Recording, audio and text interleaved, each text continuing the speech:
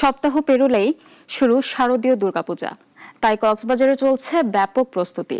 জেলায় প্রতিমা তৈরির কারিগর কমেছে, যারা আছেন রাত দিন এক করে কাজ করছে। অপ্রীতিকর ঘটনা এড়াতে প্রস্তুতি নিচ্ছেন আইনশৃঙ্খলা বাহিনী। সাইফুল ইসলামের রিপোর্ট, জানাচ্ছেন শাশ্বতী সরকার।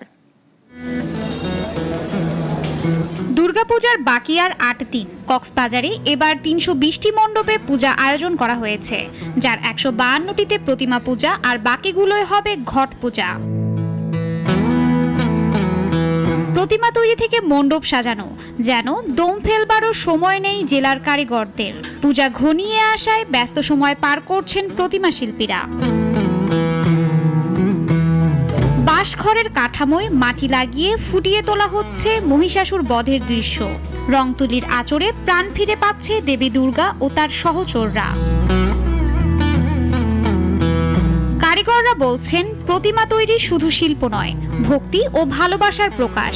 মাটির কাজ শেষ হলেই শুরু হবে সাজসজ্জার পালা।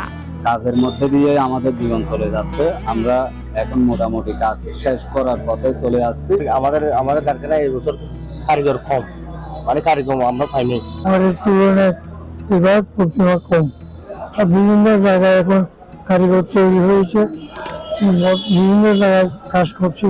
এরই মধ্যে গুরুত্বপূর্ণ মণ্ডপগুলো পরিদর্শন করেছে আইন শৃঙ্খলা রক্ষাকারী বাহিনী।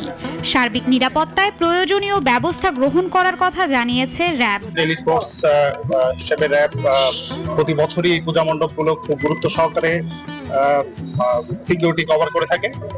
তো এবারও হচ্ছে আমাদের র্যাব 15 বেশ জোরালো একটা প্রস্তুতি দিয়েছে, যাতে করে কোনো ধরনের সাম্প্রদায়িকতাকে কেন্দ্র করে কেউ কোনো ধরনের বিশৃঙ্খল পরিবেশ সৃষ্টি না করতে পারে। শক্তির প্রতীক দেবী দুর্গার আগমনে ভক্তদের মধ্যে বইছে উৎসবের আমেজ। প্রতি বছরের মতো এবারও উৎসবমুখর পরিবেশেই শারদীয় পূজা সম্পূর্ণ হবে বলে আশাবাদী কক্সবাজারবাসী। শাশ্বতী সরকার, নাগরিক।